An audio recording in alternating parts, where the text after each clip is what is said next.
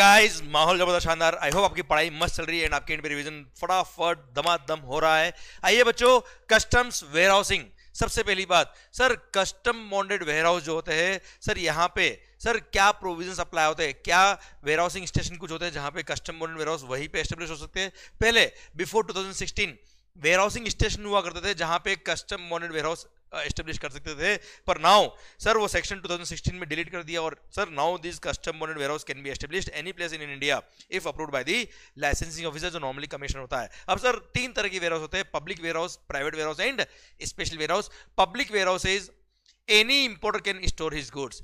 Private warehouse जिसको licence दिया गया है वो ही उसके गुड्स ही उस वेयरहाउस में स्टोर कर सकता है, किसी और के गुड्स ही स्टोर नहीं कर सकता है। अच्छा, पब्लिक वेयरहाउस हो या प्राइवेट वेयरहाउस हो, दोनों ही वेयरहाउसेज में रिकॉर्ड बेस्ड कंट्रोल होगा, फिजिकल कंट्रोल नहीं होता डिपार्टमेंट का। यहाँ पे ये प्रॉपर रिकॉर्ड्स मेंटेन करेंगे लाइसेंसी। तो प्रिंसिपल कमिश्नर या कमिश्नर ऑफ कस्टम्स लाइसेंस देता है पब्लिक वेयरहाउस के लिए और प्राइवेट वेयरहाउस के लिए। जिसको लाइसेंस दिया है सर, पब्लिक वेयरहाउस में any person can store his goods in the public warehouse, पर सर प्राइवेट वेयरहाउस में जिसको लाइसेंस दिया है वो लाइसेंस ही अपने ही गुड्स उसमें वेयरहाउस में रखवा पाएगा, किसी और की गुड्स वो स्टोर नहीं कर सकता है। And these are record based control. इसके अंदर sir physical control custom lock नहीं होता है। पर स्पेशल वेयरहाउस सर, जिसको लाइसेंस दिया है सर, स्पेशल वेयरहाउस का कमिश्नर, प्रिंसिपल कमिश्नर, जहां जहां कमिश्नर आएगा वहां प्रिंसिपल कमिश्नर भी आएगा पूरे कस्टम में। तो सर कमिश्नर के पास पावर है कि वो चाहे तो सर स्पेशल वेयरहाउस का लाइसेंस देगा। अब स्पेशल वेयरहाउस का लाइसेंस अगर दिया तो दीज वेयरहाउसेज के अंदर जो स्पेशल नोटिफाइड गुड्स है वो ही इन स्पेशल वेयरहाउस में रखी जाएगी। एंड इन वेयरहाउस के अंदर फिजिकल कंट्रोल ऑफ कस्टम होता है, मतलब यहाँ पे लॉक एंड की सर प्रॉपर ऑफिसर के पास होता है, मतलब इस पर ताला लगा कर रहेगा कस्टम डिपार्टमेंट का प्रॉपर ऑफिसर। एंड कोई भी गुड्स इसमें डिपॉजिट करना, यहाँ से रिमूव करना without the permission of proper officer नहीं हो सकता है, क्योंकि physical control of the officer चलता है इस स्पेशल वेयरहाउस में। अब सीबीएसई के पास पावर है कि वो चाहे तो इन स्पेशल वेयरहाउस में कौन कौन सी गुड्स रखी जाएगी उसको नोटिफाई कर सकता है, और नोटिफाई करके गुड्स नोटिफाई भी करी। आपको याद नहीं करना, पर नॉलेज के लिए बता रहा हूं sir. Gold, silver, other precious metal goods for supply to duty free shop, या वेसल एयरक्राफ्ट को सप्लाई करना है एज ए स्टोर्स, या फॉरेन प्रिविलेज पर्संस को कोई गुड सप्लाई करना है, तो सर इन गुड्स पे क्या कस्टम लगता नहीं है, या सर इनमें रिस्की गुड्स है सारे, ये गोल्ड सिल्वर वगैरह, इसलिए इनको स्पेशल वेयरहाउस में रखा जाता है जहां पे लॉक एंड कंट्रोल होता है प्रॉपर ऑफिसर का। इसको बोलते हैं physical control of the department. Clear, done. Sir अब यहां पे ध्यान रखिएगा, ये लाइसेंस जो दिया जाता है सर, ध्यान देना 2016 से प्राइवेटाइजेशन हो गया कस्टम बॉन्डेड वेयरहाउस में। यहाँ पे सर जो लाइसेंसी होंगे वो प्राइवेट पार्टीज होती है, वो नॉर्मल लोगों से जो भी वेयरहाउस में गुड्स रखवाएगी मार्केट कंडीशन के हिसाब से वेयरहाउसिंग रेंट लेते हैं, पर इनको हर साल लाइसेंस रिन्यू कराने की जरूरत नहीं होती। It is automatic renewable, but the licence is not transferable and it is valid till its cancellation और सरेंडर। पर सर अगर लाइसेंस ही रिक्वेस्ट करता है तो it can also be cancelled by the commissioner. Now sir cancellation of licence section 58 भी बोलता है कि जिसको लाइसेंस देने का अधिकार है उसको लाइसेंस कैंसिल करने का अधिकार भी है। पर अगर आपने वो लाइसेंस कैंसिल क्यों करेगा, मजा आ रहा है क्या उसको? If you contravene any of the provisions of the law, customs law या रूल्स रेगुलेशन मेड अंडर, या लाइसेंस की जो कंडीशन थी उसको अगर आपने ब्रीच किया तो ऐसे केस में your licence is liable to be cancelled, but before cancellation of the licence an opportunity being heard will be given by the commissioner to the licensee, और ऐसे केस में आपको एक नोटिस इश्यू किया जाएगा। अब आपके सर जब तक ये कैंसिलेशन का प्रोसीडिंग चलता है तब तक आपका लाइसेंस एक बार लाइसेंस सस्पेंड कर दिया जाएगा कैंसिल होने से पहले। ड्यूरिंग सस्पेंशन कोई भी नई गुड्स उस वेयरहाउस में नहीं रख सकते हो, पर जो गुड्स ऑलरेडी उसमें स्टोर्ड है उसके लिए तो एग्जिस्टिंग वेयरहाउसिंग प्रोसीजर जो होता है वो ही फॉलो किया जाएगा, पर नई गुड्स स्टोर नहीं कर पाएंगे। पर हाँ सर, अब अगर मान लो आपको नोटिस दिया, उसका आपने रिप्लाई दिया, वो रिप्लाई अगर उनको जस्टिफाइबल लगा तो सर ये प्रोसीडिंग कैंसिल हो जाएगी। पर अगर उनको लगता है कि मामला गड़बड़ है, वेयरहाउस का लाइसेंस कैंसिल करना है, तो वो कैंसिल कर देंगे। और अगर एक बार लाइसेंस कैंसिल हो गया तो उसके 7 डेज के अंदर वेयरहाउस खाली करना पड़ता है। तो उस वेयरहाउस में जितने भी गुड्स है उन सबको या तो दूसरे वेयरहाउस में शिफ्ट करो, या एक्सपोर्ट करो उन गुड्स को, या फिर रिमूव करो फॉर होम कंजम्पशन। उन सारे इंपोर्टर्स को बुलाना पड़ेगा, उन सबको सर ये गुड्स या तो शिफ्ट कराना पड़ेगा या फिर एक्सपोर्ट या डोमेस्टिक मार्केट में क्लियर कराना पड़ेगा। वेयरहाउस खाली करना है कुल मिला के अगले 7 दिन में, और जब तक कि गुड्स क्लियर नहीं होती फॉर होम कंजम्पशन, या जब तक कि वेयरहाउस खाली नहीं होता है, तो जो गुड्स ऑलरेडी वेयरहाउस में थी उस पर तो वेयरहाउसिंग का जो नॉर्मल प्रोसेसर होता है वही फॉलो किया जाएगा। आइए सेक्शन नंबर 59 वेयरहाउसिंग बॉन्ड, बड़ा सुंदर सेक्शन है बेटा ये। अगर आपको कोई भी गुड्स को वेयरहाउस में रखवाना है तो आपने into bond bill of entry for warehousing file किया, सेल्फ असेसमेंट करके लेके आए, sir maximum possible document attach किया, पर आपको कस्टम ड्यूटी पे करने की जरूरत नहीं। कस्टम ड्यूटी कब पे करते हैं? जब गुड्स को क्लियर कराएंगे फॉर होम कंजम्पशन, क्योंकि आपको बताया क्या कस्टम चार्ज क्यों हुआ? To equalise the imported goods with the domestic goods custom charge हुआ है। किस दिन इक्वलाइज करेंगे?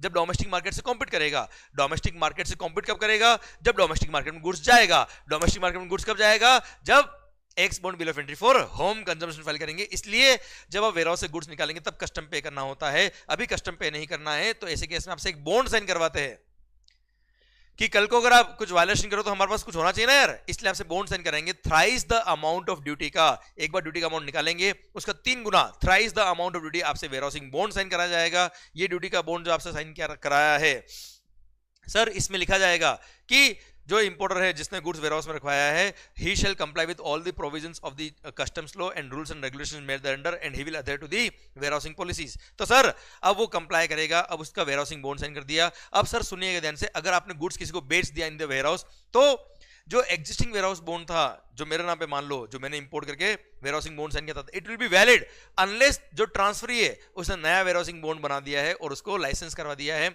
और उसको अथॉरिटी ने एक्सेप्ट कर लिया सर, तब तक मेरा वेयरहाउसिंग बॉन्ड कैंसिल नहीं होगा। मेरा एक बार सर मैंने गुड्स ट्रांसफर कर दिया, जिसको बेचा है उसने अगर नया वेयरहाउसिंग बॉन्ड साइन करवा दिया, डिपार्टमेंट से एक्सेप्ट हो गया, तो ऐसे केस में फिर मेरा बॉन्ड हो जाएगा कैंसिल। ओके, अब सर मैं चाहूं तो मैंने वेयरहाउसिंग बॉन्ड साइन करवाया, अब मैं बहुत बार इंपोर्ट करता हूं, हर बार वेयरहाउस में गुड्स रखवाता हूं, तो मैं चाहूं तो एक जनरल वेयरहाउसिंग बॉन्ड भी साइन करवा सकता हूं इंस्टेड ऑफ हर इंपोर्ट का वेयरहाउसिंग बॉन्ड अलग से हो। इससे अच्छा एक जनरल बॉन्ड साइन करवा दिया। अब उसमें वेयरहाउसिंग बॉन्ड में अमाउंट कितने का होगा, तो मैं एक एस्टिमेट करूंगा कितना मैक्सिमम ड्यूटी वाला गुड्स मेरा वेयरहाउस में रहेगा, उसका thrice the amount of duty का वेयरहाउसिंग बॉन्ड में साइन कर दूंगा। एक रनिंग बॉन्ड अकाउंट चलता रहेगा कि कितना गुड्स आया, कितना क्लियर किया, so that maximum amount of custom duty involve, उसका थ्राइस द अमाउंट ड्यूटी का मैंने वेयरहाउसिंग बॉन्ड साइन किया है, तो उतना ही मैक्सिमम गुड्स उसमें स्टोर हो पाएगा उस वेयरहाउसिंग बॉन्ड के थ्रू। बेटा क्लियर? अच्छा, थ्राइस द अमाउंट ड्यूटी का फंडा क्या है कि सर अगर आपने कोई गुड्स इंपोर्ट किया, अगर बाद में कभी वायलेशन किया, तो ड्यूटी का अमाउंट है वो तो पे करना ही करना है। 100% duty involve is the penalty का अमाउंट, फिर वेयरहाउसिंग चार्जेस हो गए, फिर सर इंटरेस्ट वगैरह हो गया, ये सब रिकवरी हो जाए, इसलिए थ्राइस अमाउंट ऑफ ड्यूटी का आपका वेयरहाउसिंग बॉन्ड साइन किया जाता है।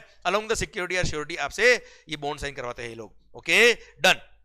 आइए section number 60, permission for removal of goods for deposit in the warehouse. अब आपने into bond bill of entry for warehousing file किया, असेसमेंट किया, वेयरहाउसिंग बॉन्ड साइन करवा दिया, उसके बाद प्रॉपर ऑफिसर आपको परमिशन देगा कि जा कबूतर जा। सर फिर ऐसे केस में आप वो ऑर्डर लेके वो परमिशन लेके जाएंगे कस्टोडियन के पास, then custodian will allow the removal of the goods for the warehouse. अब गुड्स वेयरहाउस में पहुंचेगा। अब कस्टम बॉन्डेड वेयरहाउस, जो हमने 3 तरह के वेयरहाउस पढ़े, पब्लिक वेयरहाउस, प्राइवेट वेयरहाउस और स्पेशल वेयरहाउस, वहां पे गुड्स जाएगा। स्पेशल वेयरहाउस में वो नोटिफाइड गुड्स ही जाती है और कोई गुड्स नहीं जाती बच्चा, और वो नोटिफाइड गुड्स स्पेशल वेयरहाउस में ही रख सकते हो, पब्लिक और प्राइवेट वेयरहाउस में स्टोर नहीं कर सकते। ओके, अब गुड्स वेयरहाउस में जाएगी। अब सर वेयरहाउस में जाएगी तो कितने टाइम के लिए वेयरहाउसिंग अलाउड है, तो पीरियड फॉर विच गुड्स में रिमेन इन द वेयरहाउस। अगर जिसने इंपोर्ट किया वो एक 100% ईओयू है, ईओयू मतलब एक्सपोर्ट ओरिएंटेड यूनिट है, या electronic hardware technology park unit है, या सॉफ्टवेयर टेक्नोलॉजी पार्क यूनिट है, या ऐसा कोई वेयरहाउस है जिसमें मैन्युफैक्चरिंग की परमिशन मिली हुई है, तो यहां पे time limit to warehouse the goods is unlimited. तो कितने टाइम के लिए आप स्टोर कर सकते हो in case of capital goods, till their clearance, मतलब अनलिमिटेड टाइम। अदर गुड्स के केस में टिल देयर कंजम्पशन या till their clearance from the warehouse, मतलब अनलिमिटेड टाइम है बेटा। पर नॉर्मल लोगों के लिए सर, अगर आपने इंपोर्ट करके नॉर्मल पर्सन ने उन गुड्स को कस्टम बॉन्ड वेयरहाउस में स्टोर करवाया है, तो कितने टाइम के लिए आप गुड्स को वेयरहाउस में रखवा सकते हो, तो मैक्सिमम सर 1 ईयर। 1 ईयर कब से? जिस दिन परमिशन फॉर वेयरहाउसिंग मिली, जिस दिन ऑर्डर फॉर वेयरहाउसिंग पास हुआ था सर, वहां से आपको 1 ईयर का टाइम लिमिट मिलता है to store the goods in the custom bonded warehouse. पर अगर आपको लगता है कि सर मेरे को तो गुड्स और एक्स्ट्रा टाइम के लिए रखना है, तो आप कमिश्नर को अप्लाई कर सकते हो फॉर फर्दर एक्सटेंशन। पर कमिश्नर के पास पावर है कि वो चाहे तो आपको एक्सटेंशन दे सकता है, but not more than 1 year at a time. तो मल्टीपल टाइम आप एक्सटेंशन ले सकते हो, अगर उसको रीजनेबल लगता है तो वो एक्सटेंशन दे देगा, but not more than 1 year at a time. तो 1 year plus 1 year plus 1 year 1 year 1 year इस तरह से हो सकता है बच्चों। सर पर कमिश्नर के पास ये भी पावर है कि वो चाहे तो अगर गुड्स हैजार्डस नेचर के है या पेरिशेबल इन नेचर है, या गुड्स की वैल्यू डेप्रिशिएट कर जाएगी by the passage of time, तो ऐसे केस में वेयरहाउसिंग का जो पीरियड था आपका 1 ईयर का, उसको रिड्यूस भी कर सकता है। ये पावर दे रखा है कमिश्नर को। पर हाँ सर ध्यान दीजिएगा, although permitted period of warehousing is 1 year plus 1 year plus blah blah blah blah, पर फिर भी अगर आपने जिस दिन परमिशन फॉर वेयरहाउसिंग मिली थी, जिस दिन ऑर्डर फॉर वेयरहाउसिंग था, उसके 90 डेज में गुड्स को रिमूव नहीं किया, तो 91st डे से you are also liable to pay the interest at the rate of 15% per annum, simple interest number of days के हिसाब से, on the amount of custom duty which is payable at the time of clearance of the goods for home consumption। ध्यान रखिएगा, although permitted period of warehousing is 1 year plus extension from the date of order permitting warehousing, फिर भी 90 days तो without interest, और 91st day से interest लगेगा। अच्छा, interest is time value of money, ये कोई पेनल्टी नहीं है, कोई ऑफेंस नहीं किया आपने बच्चों, कोई लॉ नहीं तोड़ा आपने, ऑल्दो परमिटेड टाइम है, फिर भी आपको इंटरेस्ट पे करना पड़ेगा। अच्छा, eight the time of removal मान लो कस्टम ड्यूटी का अमाउंट ही निल है, तो नील का 15% कितना होता है, नील ही होता है। No interest is required to be paid in this case. So दोस्तों इन दिस केस ध्यान रखिएगा 91st डे से जो इंटरेस्ट पे करना है, कब तक का पे करना है, जिस दिन आप कस्टमर ड्यूटी पे करते हो तब तक का, 91st डे से लेकर जिस दिन आप पे करेंगे तब तक का। अच्छा 90 डेज भी काउंट कब से करना है, जिस दिन ऑर्डर फॉर वेयर हाउसिंग मिला है। बच्चों ध्यान रखना न्यूमेरिकल क्वेश्चन आता है, इंटरेस्ट पे भी क्वेश्चन आया हुआ एग्जाम में। 91st डे कब से, ऑर्डर जिस दिन आपको मिला था परमिशन फॉर वेयर हाउसिंग का, वहां से आपने एक्चुअली गुड्स को वेयर हाउस में फिजिकली कब रखवा, उससे मतलब नहीं है। 90 डेज कब से, परमिशन फॉर वेयर हाउसिंग से, और वहां से 90 डेज निकल गए, फिर 91st डे से लेके जब आप पे करेंगे कस्टमर ड्यूटी तब तक का interest at the rate of 15% per annum आपको पे करना पड़ेगा। At the time of removal अगर कस्टमर का अमाउंट कितना है, nil, no customer is required, no interest is required to be paid.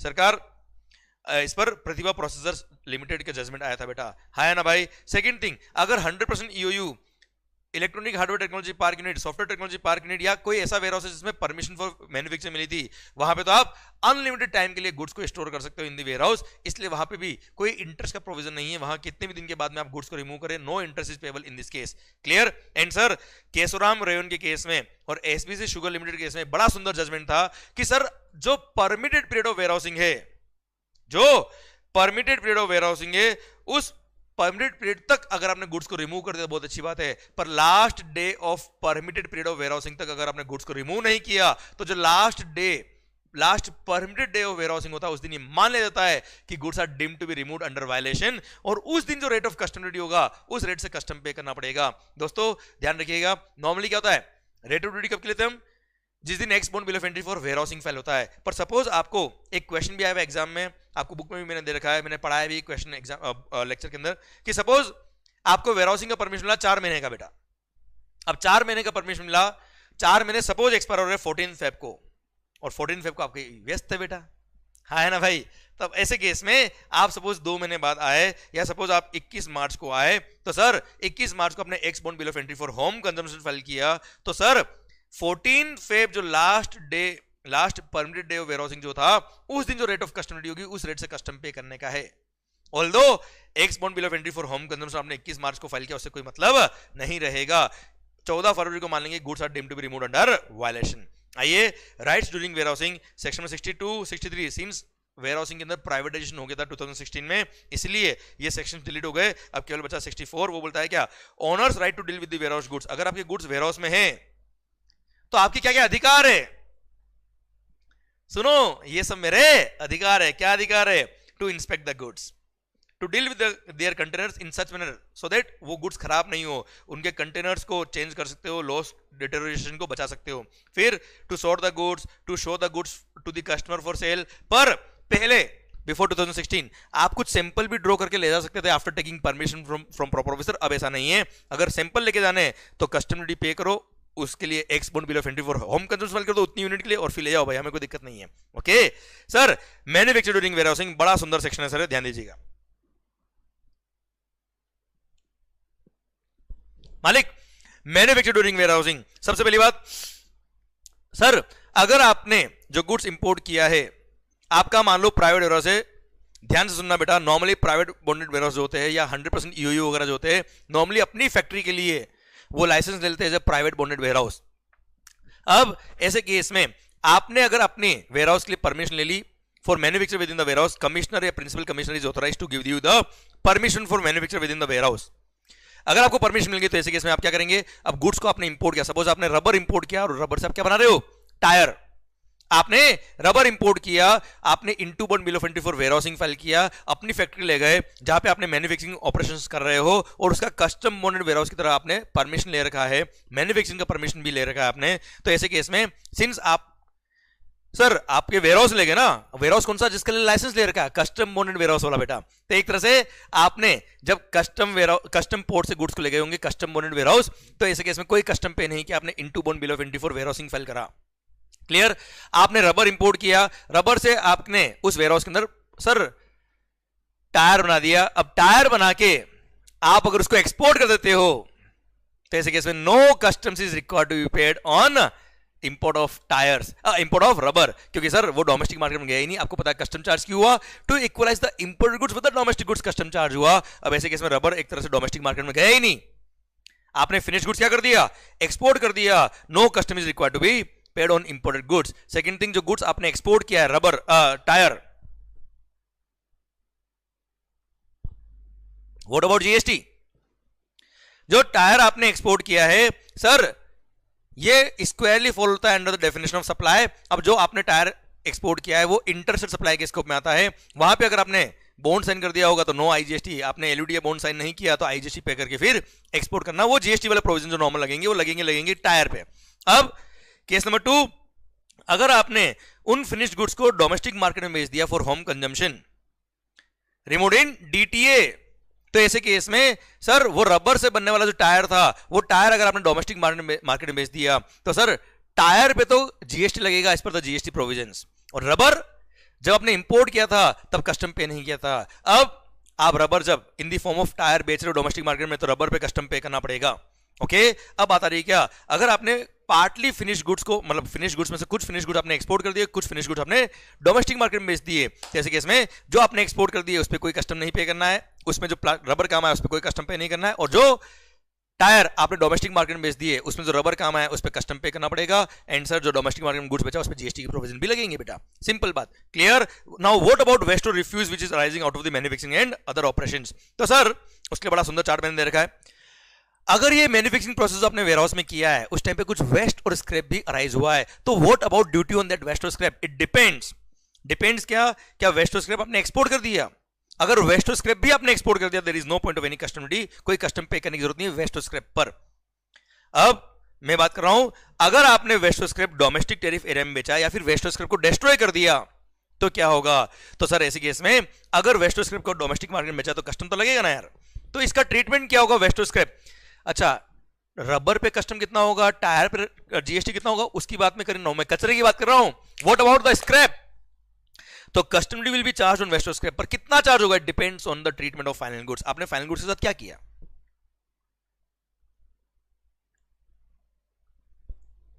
अगर आपने फिनिश्ड गुड्स को एक्सपोर्ट कर दिया था, if finished goods were exported, और देख भाई फिनिश्ड गुड्स एक्सपोर्ट किया तो फिनिश्ड गुड्स पे कस्टम, फिनिश्ड गुड्स पे जीएसटी। सर अगर आपने बॉन्ड साइन किया तो नो जीएसटी, नहीं साइन किया तो आईजीएसटी पे करना है। रबर पे कस्टम नहीं पे करना क्योंकि आपने फिनिश गुड्स एक्सपोर्ट कर दिया, तो मेरे को उसका टेंशन ही नहीं, मैं बात कर रहा हूं कचरे की। तो ऐसे केस में अगर फिनिश गुड्स आपने एक्सपोर्ट कर दिया और डोमेस्टिक मार्केट को आपने डिस्ट्रॉय कर दिया तो no custom duty is payable on waste और स्क्रैप। पर अगर वेस्ट और scrap were sold in DTA, domestic tariff area में बेच दिया था, तो custom duty will be charge on waste और स्क्रैप एज इफ वेस्ट और scrap were imported in India in that form only. मतलब वेस्ट और स्क्रैप पे वेस्ट और स्क्रैप की रेट से ही कस्टम लगेगा।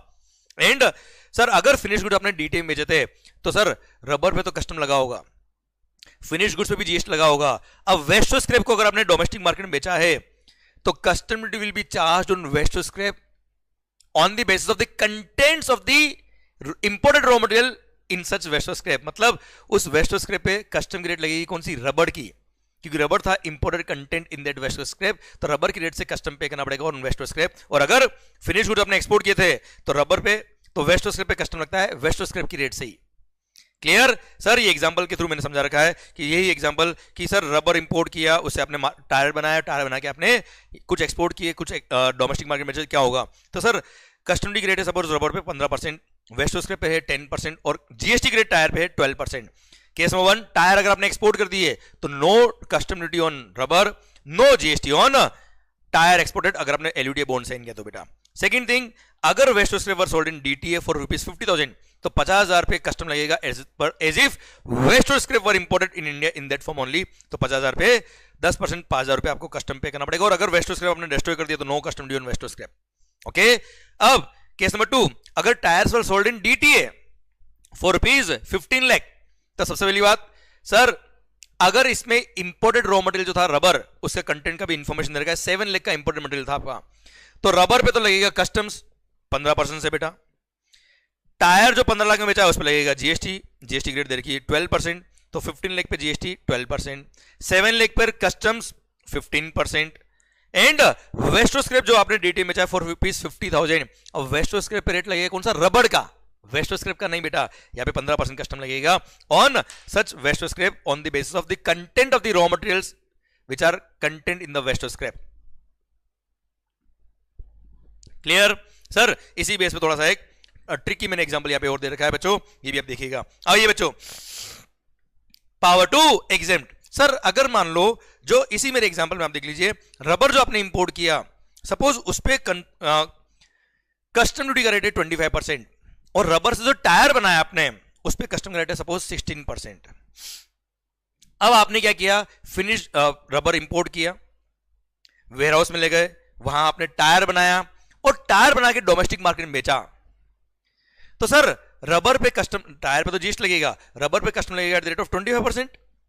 पर सर अब एसएससी के दिमाग में क्या आएगा, अरे यार टायर ही अगर मैं इंपोर्ट कर लेता तो कस्टम था कितना 16% और यहां पे मेरे को रबर की वैल्यू 25% कस्टम पे करना पड़ रहा है। तो यहां पे to promote the industry, government चाहे तो वो जो डिफरेंस अमाउंट ऑफ कस्टम से वो उसको एग्जाम कर सकता है और 9% तक के कस्टम को एग्जाम कर सकता है, सो दैट डोमेस्टिक मार्केट में अगर आप मैन्युफैक्चरिंग एक्टिविटी करते हो इन दी वेयरहाउस तो आपको डीमोटिवेशन नहीं हो और आपका फिनिश गुड्स का जो रेट ऑफ कस्टम है उतना ही कस्टम लग जाए उन इंपोर्टेड रॉ मटेरियल पे भी। पर गवर्नमेंट को पावर दे रखा है, गवर्नमेंट चाहे तो एग्जाम करे चाहे तो ना करे।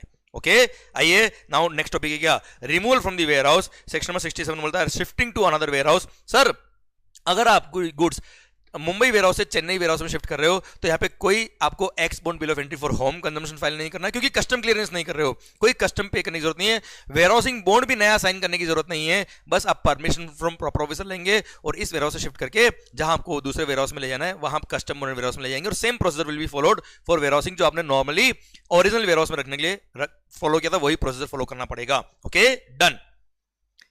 सर फिर क्या है, रिमूवल फॉर होम कंजम्पशन, बड़ा ही सुंदर पॉइंट है। सर कस्टम चार्ज क्यों हुआ, to equalise the imported goods with the domestic goods. Custom charge हुआ है किस दिन इक्वलाइज करेंगे, जब डोमेस्टिक मार्केट में जाएगा, डोमेस्टिक मार्केट में जा रहा है तो जो ऑनर ऑफ द गुड्स है, सपोज वेयरहाउस के अंदर आपने गुड्स इंपोर्ट करके रखवाया फिर आपने किसी को बेच दिया, तो जो भी ऑनर ऑफ द गुड्स है वो आएगा into bond bill of entry for home consumption file करेगा along the maximum possible document, जिससे वो डिटरमाइन करेगा, वो प्रूव करेगा कि वो ऑनर ऑफ द गुड्स है, गुड्स की वैल्यू क्या है, आइडेंटिटी क्या है, सब कुछ वो इसमें अटैच करेगा। अब सर गुड्स का रीअसेसमेंट होगा, दिल थाम के सुनेगा, सबसे इंपॉर्टेंट पॉइंट है, रीअसेसमेंट होगा, पर reassessment will be done only in respect of rate of duty.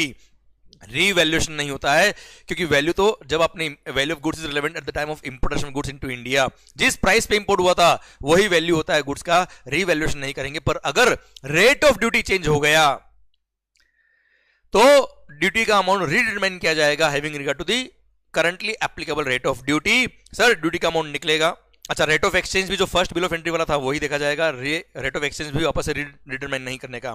Sir फिर ड्यूटी का अमाउंट निकल गया, payment of duty with interest with fine with penalty अगर है तो, एंड फिर उसके बाद आउट ऑफ कस्टम्स आपको आउट ऑफ कस्टम्स ऑर्डर मिल जाएगा, goods are allowed to be removed for home consumption. Clear done.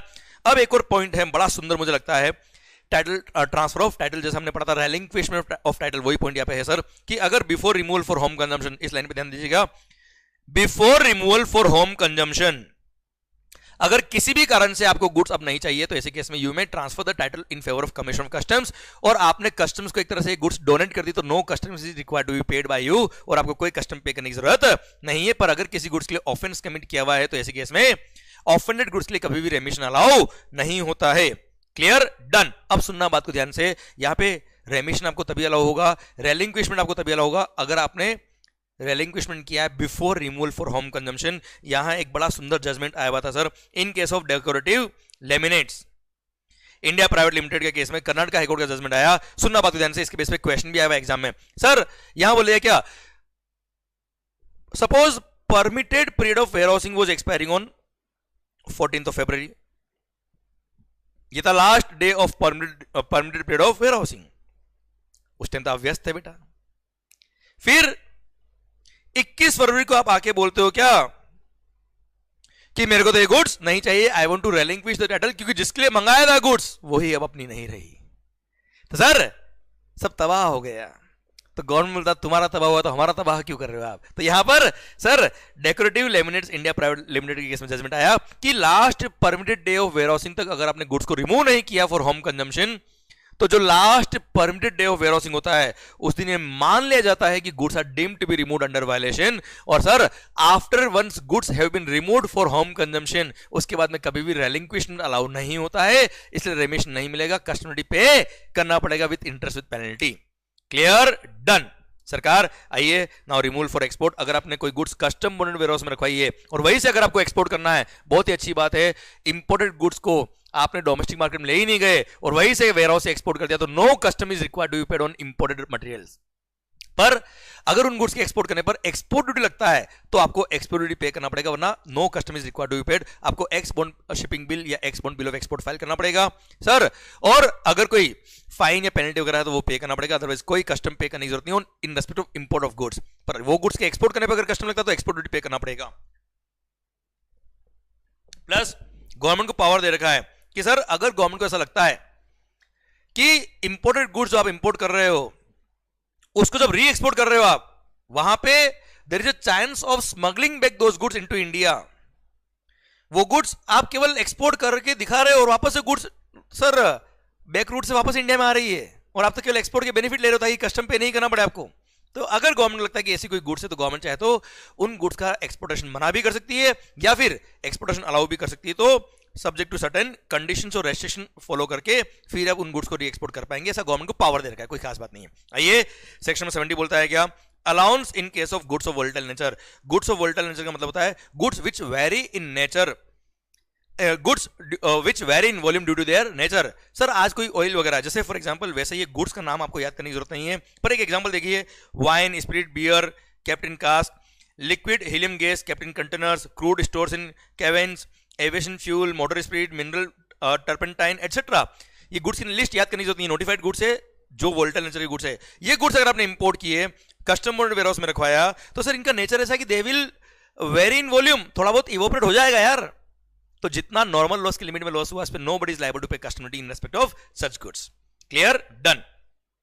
Section 71 removal is provided in this act. Sir आपने रिमूवल फॉर होम कंजम्पशन के लिए apply किया या removal for export के लिए apply किया या removal for from one warehouse to another warehouse apply किया, जिस तरह से आपको परमिशन मिली उस तरह से आप रिमूव कर सकते हो as provided by the law.